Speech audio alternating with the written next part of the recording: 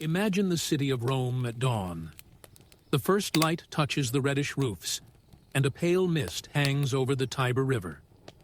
The streets are still dim and quiet, but the massive metropolis is already beginning to wake up. In the cramped alleys of the Suburra district, where the poorer families live, the day starts early. A shopkeeper pushes open the wooden shutters of his tiny workshop. A baker lights his oven again, letting a warm aroma of fresh bread spread through the neighborhood.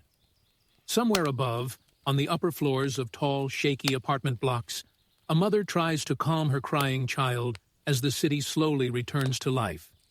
Daily life in ancient Rome was built on routine, yet every detail reflected the vastness and complexity of the empire. Most Romans did not live in luxury. They inhabited multi-story apartment buildings called insulae, which were often crowded, noisy, and poorly maintained. Some rooms had no windows at all. Others looked directly onto the street and were filled with dust and voices from dawn till night. Families slept on simple beds or woven mats and shared small clay lamps that barely lit the interior. Water was not usually available inside the building. People had to fetch it from nearby public fountains, which constantly flowed thanks to Rome's advanced aqueduct system. At the same time, just a short walk away, life could look completely different. Wealthier Romans lived in spacious houses known as domus. These homes were carefully planned around an inner courtyard called the atrium, where rainwater was collected in a central pool. Mosaic floors depicted scenes from mythology, battles, or landscapes.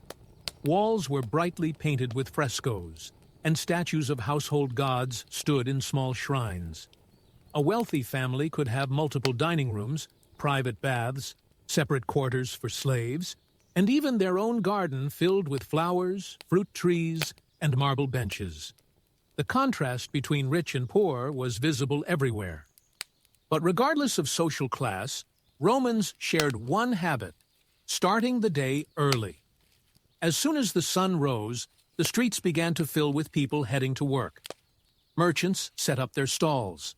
Farmers from the countryside brought vegetables, wine, and olive oil to the markets. Street performers appeared at busy crossroads, hoping to earn a few coins. Even government officials and senators followed a daily rhythm that involved public meetings, court sessions, and visits to the Forum, the political heart of Rome. Breakfast was simple for most people. A typical morning meal might consist of a piece of bread dipped in wine, a handful of olives, or some cheese. There was no tradition of large breakfasts. Romans preferred to save their appetite for the main meal of the day, which would come much later. Wealthy families sometimes enjoyed fruit, honey cakes, or leftovers from the previous evening, but even they rarely spent much time on morning dining. As the sun rose higher, the noises of the city grew louder. Carts rattled over stone roads. Metalworkers hammered bronze and iron tools. Public criers shouted out announcements. Shopkeepers tried to attract customers with promises of fresh goods. In a city with a population that may have reached 1 million people, silence was rare. Rome was alive, vibrant, and constantly in motion. For children, daily life was surprisingly busy. Boys from wealthy families often went to school, where they learned reading, writing, mathematics, and rhetoric. Their teachers demanded discipline, and lessons were not always pleasant. Poor boys, on the other hand, usually learned a trade by following their fathers, whether as craftsmen, sellers, or laborers. Girls, regardless of social class, spent most of their time at home, helping their mothers with household tasks, weaving cloth, preparing food, or taking care of younger siblings. Life expectations differed greatly, but everyone had a place assigned by tradition. Religion was also part of every morning. Many households began the day with a small offering to the lares and penates, the protective spirits of the home. A bit of wine, incense, or a small piece of bread was placed on the household shrine as a gesture of respect. For Romans, the favor of the gods was essential in every activity, from business and travel to childbirth and harvest. By mid-morning, the city had reached full speed. People crowded the Forum, meeting friends, settling disputes. or simply watching the constant stream of travelers from across the empire. Merchants from Egypt, soldiers from Britannia, diplomats from Greece, and countless others. Rome was not just a city, it was a world, a melting pot of cultures, languages, and traditions. And so, the day continued its usual rhythm, busy, loud, energetic. The Eternal City pulsed like a living organism, shaped by millions of small routines. Whether one lived in poverty or wealth, every Roman felt the heartbeat of the metropolis around them. To understand the true rhythm of Roman life, we must step inside the home itself, the heart of social order, family tradition, and daily responsibilities. Whether in a crowded insula or a luxurious domus, the structure of Roman family life followed deep cultural patterns that shaped every hour of the day. For most Romans, the home was not a quiet refuge, but a dynamic, bustling environment. In poorer districts, families lived in single-room apartments that served as bedroom, kitchen, dining space, and storage all at once. These rooms were usually small and dim, furnished with simple wooden stools, clay jars, and a few woven baskets. A family might share the space with grandparents, children, and sometimes boarders. Privacy was rare, and life happened in close proximity. Meals were prepared over small portable stoves or charcoal braziers, which filled the room with smoke. Many families preferred to buy food from street vendors simply because cooking at home was inconvenient and expensive. In contrast, the domus of a wealthy Roman was organized with great care. Visitors would first enter through a wooden door into the atrium, where the family's wealth and ancestry were proudly displayed. Busts of ancestors lined the walls.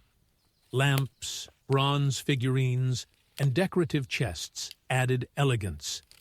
A rectangular opening in the roof allowed sunlight and rain to fall into the central pool, creating a play of light across the marble floor.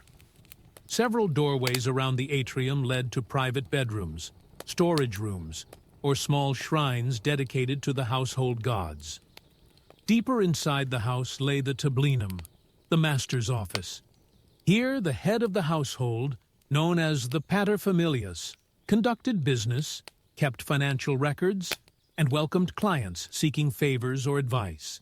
Even at home, he was never completely free from responsibilities. Roman family structure was patriarchal.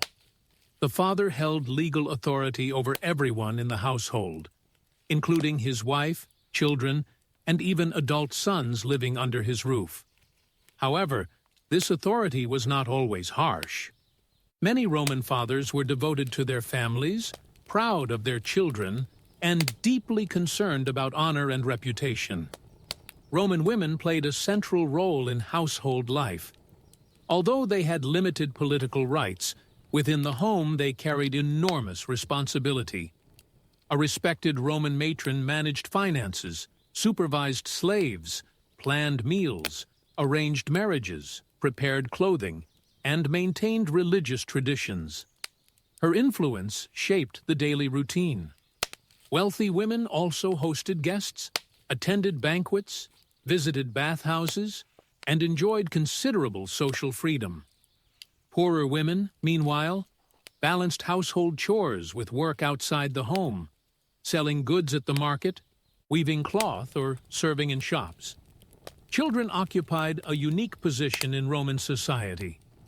Boys were raised with the expectation of becoming responsible citizens, soldiers, or craftsmen. Their education depended heavily on the family's wealth. Wealthy children learned Latin and Greek literature, philosophy, and rhetoric. They practiced public speaking and debate, preparing for roles in politics or administration. Poor children learned practical skills: carpentry, pottery, metalwork, or farming. Despite the differences, play was universal. Roman children enjoyed toys made of wood, bone, and clay, dolls, small carts, spinning tops, and carved animals. Games with balls, bouncing stones, or knucklebones were part of daily fun. Meals were crucial moments that brought the family together. Lunch, known as prandium, was usually light: bread, cheese, fruit, or leftovers. The main meal, cena, began in the late afternoon and could last for hours. Wealthy families reclined on couches arranged around a low table, eating several courses while listening to music or poetry. Guests were carefully chosen, and social status determined the seating. Poor families, however, ate sitting on stools or on the floor, sharing simple dishes such as porridge, beans, fish, or vegetables. Meat was a luxury for most, eaten only on special occasions. Another important aspect of daily life was the presence of slaves. They worked as cooks, cleaners, teachers, gardeners, scribes, and personal attendants. In wealthy households, slaves performed nearly every task, from grinding grain to carrying messages through the city. Some were skilled professionals who earned money for their masters. Others endured hard labor. Despite their status, a slave could eventually earn freedom, and many did. Freedmen often remained loyal to the families they served, and sometimes achieved considerable success in business or trade. Life inside the Roman home followed a predictable rhythm, but it was far from monotonous. The family was constantly preparing for religious festivals, social visits, business meetings, and city events. Neighbors interacted daily, sharing news, gossip, and resources. The boundaries between private and public life were thin.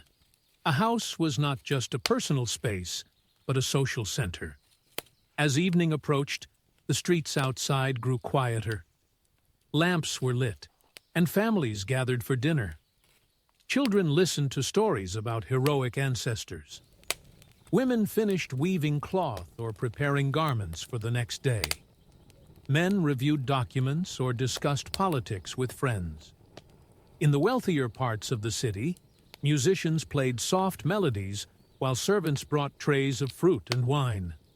In the crowded apartments of the poor, families tried to rest despite the noise from neighboring rooms and the smell of street markets below. However different their lives were, all Romans ended their day with a sense of belonging to their family, their city, and the vast empire that shaped their identity. Home was the foundation of Roman civilization, a place where traditions were passed on, where children learned their roles, and where the values of Rome were preserved. To truly understand Roman daily life, one must walk through the marketplaces, workshops, and busy streets where the empire's vast economy came to life. Rome was not only the political center of the ancient world, it was an enormous machine powered by labor, trade, and craftsmanship. Every Roman, whether citizen, freedman, or slave, contributed in some way to the constant motion of the city. At sunrise, thousands of workers poured into the streets. Skilled craftsmen unlocked their workshops and began preparing tools. Farmers arrived at city gates with carts full of olives, grapes, vegetables, and wool. Merchants set up stalls at the Forum, arranging goods imported from every corner of the empire: spices from Arabia, glassware from Syria, linen from Egypt, and fine pottery from Greece. Rome was a global marketplace, buzzing with voices, foreign languages, and the constant sound of negotiation. Among the most important figures in daily urban life were the craftsmen. Blacksmiths hammered iron to make tools, horseshoes, and household items. Bronze workers cast lamps, statues, and decorative bowls. Potters shaped clay vessels used for storing wine, oil, grain, and water. Leather workers produced sandals, belts, shields, and armor. Textile artisans wove wool and linen into clothing, blankets, and tunics. Each craft had its own traditions, techniques, and apprenticeships. A skilled master could earn great respect and sometimes great wealth. Workshops were usually small, located on the ground floors of apartment buildings. The front area faced the street, allowing passers-by to observe the goods or commissions in progress. Behind the workshop, a small back room often served as both storage and living space. It was common for families to live and work in the same tiny area, blurring the line between professional and personal life. Tools were simple but effective. Anvils, chisels, saws, hammers, looms, and pottery wheels. Work required skill, patience, and strength. However, not all labor required craftsmanship. Many Romans earned their living as manual workers loading cargo from docks, carrying goods through the streets, or helping at construction sites. The city of Rome was constantly rebuilding itself. Houses needed repairs. Roads required maintenance. Aqueducts, baths, and temples demanded large teams of laborers and engineers. Public construction was a source of pride, funded by wealthy patrons or the state, and it provided employment for thousands. The most physically demanding jobs were often performed by slaves. They worked in quarries, mills, and large farms known as latifundia, owned by the elite. Some slaves worked in households or workshops. Others were trained as scribes, accountants, musicians, or tutors. The Roman economy depended heavily on their labor, and although their conditions varied greatly, most lived under strict discipline.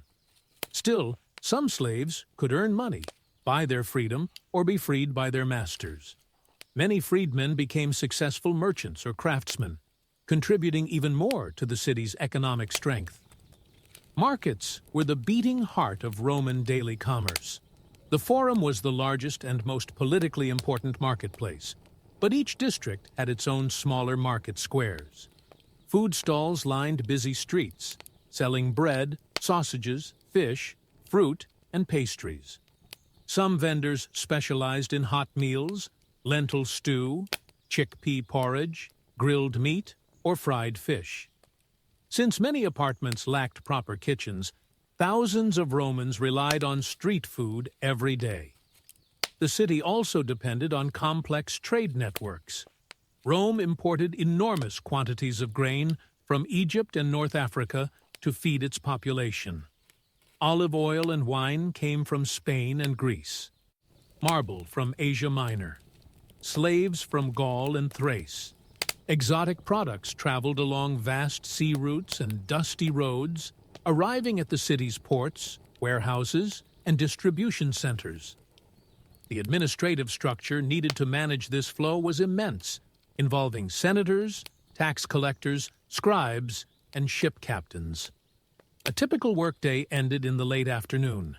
As the sun lowered, craftsmen cleaned their tools, merchants counted their earnings, and laborers made their way home. The city's rhythm shifted. Workshops closed their shutters. The Forum grew quieter, but Rome did not fall into silence. Instead, another form of life began, driven by leisure, entertainment, and social interaction. For many Romans, work was not just a necessity. It was a path to honor and stability. Hard work was respected, even celebrated. Inscriptions found across the empire mention bakers, builders, carpenters, and shopkeepers who took great pride in their craft. Families passed skills down through generations, ensuring that trades remained strong and traditions were preserved. But no matter the job artisan, farmer, merchant, or laborer, every Roman contributed to something greater than themselves. Together, they sustained a city that was the center of the ancient world, a city whose power and influence stretched across continents. Work was the foundation of Roman civilization, and without it, the magnificent structures and cultural achievements we admire today would never have existed. As the day's labor came to an end, Romans turned toward rest, socializing, and the pleasures of city life. And with that, the next chapter of their daily routine began. After a long day of work, trade, and public activity, the people of ancient Rome turned eagerly toward leisure, a vital and celebrated part of their culture. For the Romans, Relaxation was not merely a personal pleasure. It was an expression of identity, status, and tradition. From bustling bathhouses to grand arenas, the city offered endless ways to unwind, socialize, and escape the demands of daily life.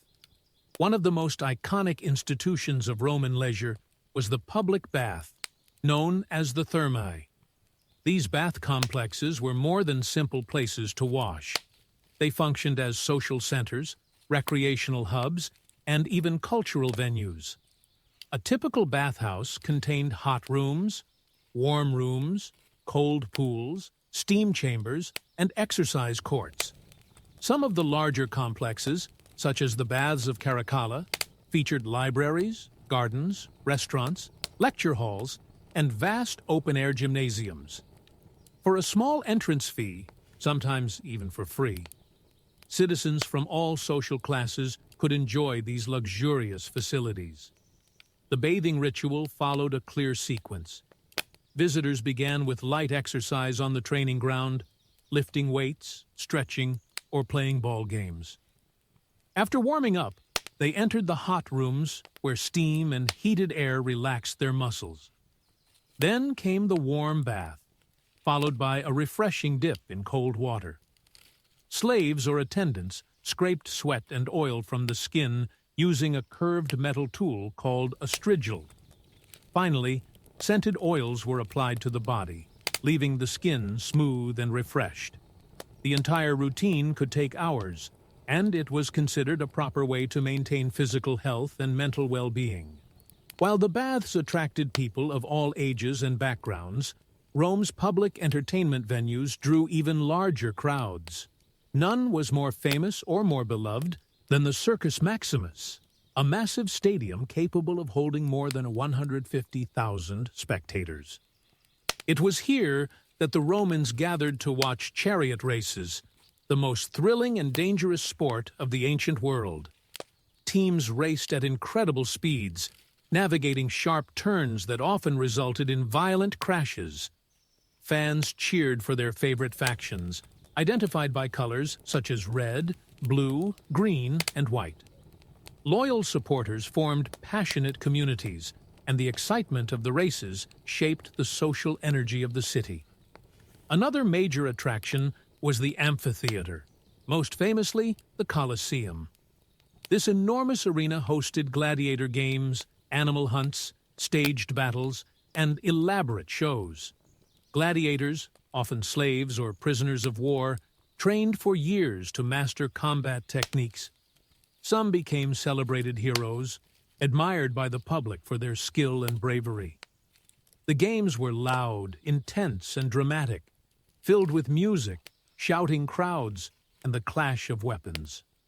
Although modern viewers may find such entertainment brutal, for the Romans it was a central part of civic life, symbolizing courage, honor, and the power of the empire. Not all entertainment was so extreme. Many Romans enjoyed theaters, where actors performed comedies, tragedies, and mime shows. These performances often mocked everyday life, politics, or wealthy citizens, making them both humorous and relatable. Musicians played flutes, lyres, and drums, while dancers performed graceful or energetic routines. Wealthy patrons frequently sponsored the performances, using them to gain public favor and demonstrate their generosity. Social gatherings were another important feature of Roman leisure. Evening meals, known as cena, offered an opportunity for conversation, storytelling, and cultural exchange. Wealthy families hosted elaborate banquets with multiple courses: seafood, roasted meats, fresh fruits, pastries, and wine mixed with herbs or honey. The guests reclined on couches arranged around low tables, served by attentive slaves. Entertainment might include poetry recitations, musicians, jugglers, or even philosophical debates. Invitations to such dinners were highly valued and often reflected one's social standing. For ordinary Romans, leisure was simpler but equally meaningful. They gathered at taverns, known as popinae and tabernae, to drink wine, eat small dishes, and socialize with friends. Gambling was common, especially with dice games. Street musicians performed in busy squares. Children played in courtyards and alleys. Old men sat on stone benches discussing politics, weather, or local gossip. The rhythm of the city created endless opportunities for interaction. Religion also played a role in leisure, as festivals filled the Roman calendar.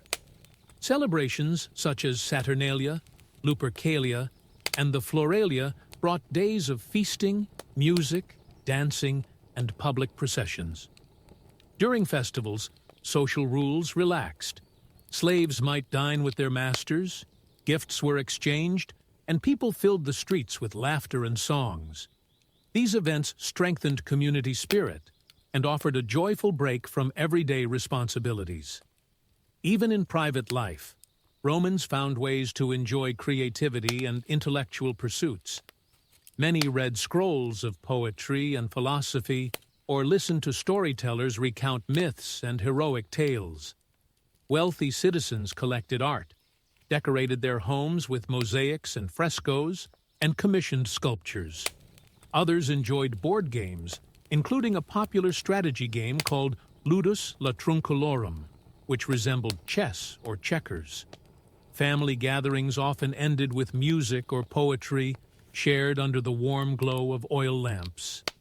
As night fell, the city did not instantly go quiet. Rome's streets remained active with taverns, late gatherings, bathhouses, and private parties. Lamps illuminated the main roads, while quieter alleys stayed in near darkness, adding a sense of mystery to the nighttime cityscape. Lovers met in secret corners, travelers arrived at inns, and guards patrolled the streets. The nightlife of Rome was complex, vibrant, and full of hidden stories. Entertainment and leisure were not merely distractions for the Romans. They were essential threads in the fabric of their civilization. These activities tied communities together, reflected social values, and reminded the citizens of Rome that life was not only about duty and labor, but also about joy, pleasure, and shared experience. Through their games, festivals, and gatherings, the Romans created a culture of energy and excitement that shaped their identity as much as their politics or military strength. As the afternoon progressed in ancient Rome, the rhythm of daily life began to change. The midday heat often forced people indoors, especially during the warm Mediterranean summers. While the wealthier classes retreated to shaded atriums or private gardens, common citizens sought comfort wherever they could, under the porticos, in bathhouses, or simply inside their modest homes. For many Romans, this part of the day was associated with rest. A short nap, known as meridiatio, was not unusual, particularly for those who had begun their day at sunrise. Shops and workshops might temporarily pause their activities, giving workers a brief break before the second half of the day began. Education and childhood children in ancient Rome followed a structured but very different lifestyle compared to adults. Wealthier families often hired private tutors, known as pedagogi, who not only educated the child, but also supervised their behavior, teaching them discipline and proper Roman manners. Lessons included reading, writing, arithmetic, and recitation of classical texts by authors such as Virgil and Homer. For children of poorer families, formal education was rare. Many learned trades by helping their parents, blacksmithing, farming, pottery, carpentry, or market work. However, even modest families sometimes sent children to small, privately run schools, where learning took place in open courtyards or rented rooms. Games also played an important role in childhood.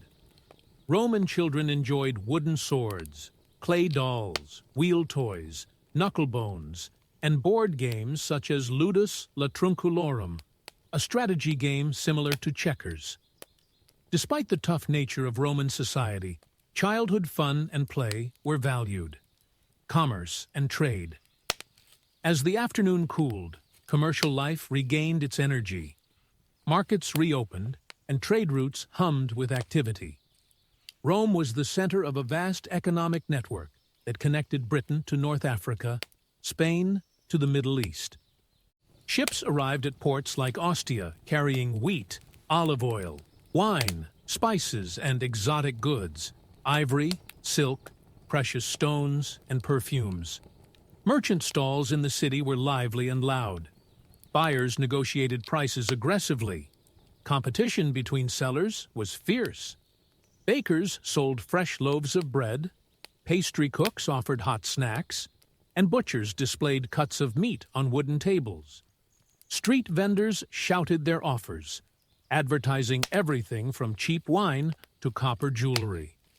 Roman coinage, denarii, sestertii, and asses circulated widely, allowing even lower-class citizens to participate in everyday trade. Wealthy households often sent slaves to purchase provisions, while poorer families bought only what was essential for the day. The importance of bathhouses. One of the most iconic aspects of Roman daily life was the public bathhouse, the thermae. These were not just places to wash, but enormous social centers where people of all classes met, relaxed, and conducted business. Bathhouses contained hot rooms, caldarium, warm rooms, tepidarium, and cold pools, frigidarium, along with exercise areas, massage rooms, libraries, and gardens. Visiting the baths was usually inexpensive or even free, thanks to wealthy sponsors. Bathing followed a routine. First exercise, then a warm soak, followed by scraping the skin with a metal tool called a strigil to remove oil and dirt. Afterward, Romans lounged, chatted, and listened to musicians or storytellers. For many citizens, bathhouses served as the heart of community life. They were where gossip spread, political discussions took place, and friendships formed. Even slaves could sometimes enjoy the baths if given permission by their masters. The Roman evening. As the sun set, lamps and torches illuminated the streets. Nightfall marked another shift in Roman domestic life. Families gathered for their main meal of the day, cena. For the poor, this meal was simple: porridge, bread, olives, cheese, or vegetable stew. Wealthier households enjoyed elaborate feasts with multiple courses: roasted meats, seafood, fruit, desserts flavored with honey, and wine mixed with herbs or spices. Dinner was not only about eating, it was entertainment. Guests reclined on couches arranged around a central table while slaves served dishes. Musicians, dancers, poets, and comedians often performed during banquets. Conversation flowed freely, and topics ranged from politics to philosophy to personal gossip. After dinner, some people walked through the city, visited taverns, or watched street performers. Others attended theaters, where both tragedies and comedies were performed, or visited gladiatorial training grounds to see fighters practicing for upcoming games. Night and security. Although Rome was magnificent, it was also dangerous at night. Streets lacked proper lighting, and crime rates were high. The vigiles, Rome's night watchmen, patrolled to prevent fires and maintain order, but they could not be everywhere. Wealthy citizens often traveled after dark with armed escorts or avoided leaving their homes entirely. Houses were secured with heavy wooden doors and iron locks. Slaves sometimes slept near entrances to guard against intruders.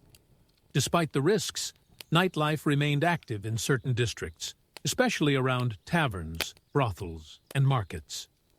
Conclusion: the daily life of ancient Romans was a blend of discipline, order, hard work, and rich social interaction. From the crowded markets and public bathhouses to family dinners and evening entertainment, Roman society created a vibrant and dynamic world. Its customs, architecture, and cultural practices have left a lasting impact that remains visible even today. Clothing in ancient Rome was not merely a practical necessity. It was a powerful symbol of identity, status, and citizenship. A Roman could often determine another person's social standing at a glance. Wealthy elites wore garments made from fine wool or imported silk, dyed in rich colors that only the affluent could afford.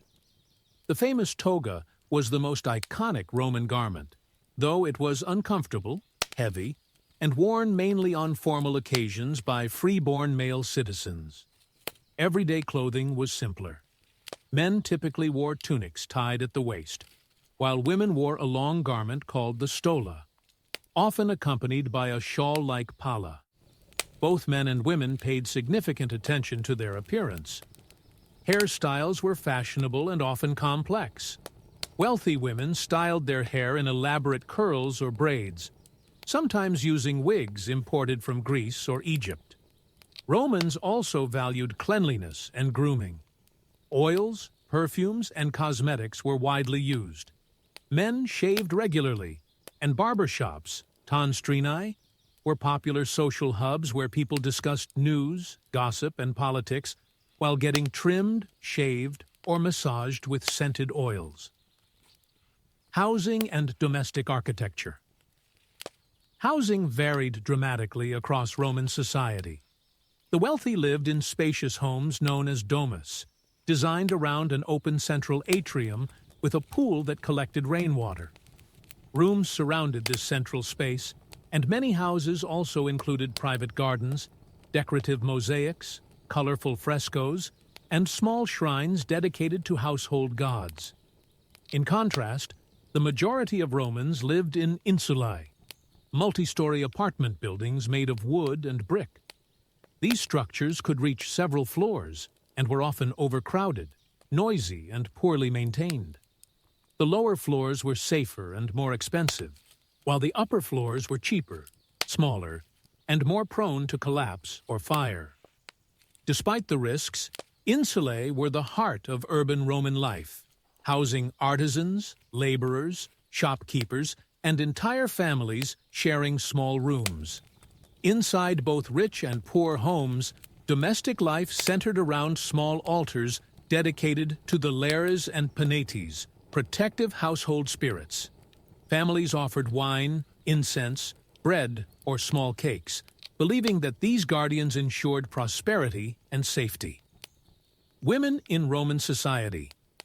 Women in ancient Rome played essential roles within the household, though their rights and freedoms varied depending on social class.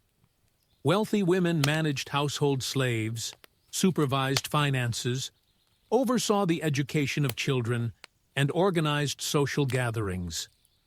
They could not vote or hold political office, but some held significant influence through family connections or by managing estates. Lower-class women often worked as sellers in markets, laundresses, midwives, or servants. Their daily lives were filled with labor, grinding grain, preparing food, weaving cloth, or assisting in family businesses. Marriage was central to a woman's role in society. Weddings were celebrated with rituals, feasts, and processions through the streets. Once married, a woman was expected to uphold the honor of her family and maintain the stability of the household. Despite limitations, some Roman women achieved significant recognition as poets, philosophers, or business owners. Slavery and labor. Slavery was a fundamental part of Roman daily life. Enslaved people came from conquered territories or were born into servitude. They worked in households, fields, mines, workshops, and even government offices. Roles varied widely. Some slaves were educated tutors, accountants, or doctors, while others endured harsh manual labor under brutal conditions. The treatment of slaves depended entirely on their masters. Some households allowed trusted slaves certain privileges, including savings called peculium, which could one day buy their freedom. Manumission, the act of freeing a slave, was common, and many freedmen, liberti, became successful merchants or craftsmen, contributing significantly to the economy. Religion and rituals. Religion permeated every aspect of Roman life. Romans were deeply superstitious and believed that maintaining good relationships with the gods was essential for the prosperity of the state and household. Temples, statues, and shrines filled the city. Citizens regularly offered sacrifices, animals, grain, wine, to gods such as Jupiter, Mars, Venus, and Minerva. Public festivals were frequent and lively. Celebrations like Saturnalia, Lupercalia, and Floralia featured games, feasts, theatrical performances, and processions. During Saturnalia, social roles temporarily reversed. Slaves dined with masters, gifts were exchanged, and the city embraced a spirit of chaos and joy. Augurs and soothsayers played important roles in interpreting omens. Before major decisions, wars, legislative actions, or marriages, Romans sought signs from the gods through the flight patterns of birds, unusual weather, or the examination of sacrificed animals. Work and professions. The Roman economy supported numerous trades and professions. Farmers formed the backbone of society, cultivating wheat, olives, grapes, and vegetables. Craftsmen worked as potters, carpenters, blacksmiths, and masons.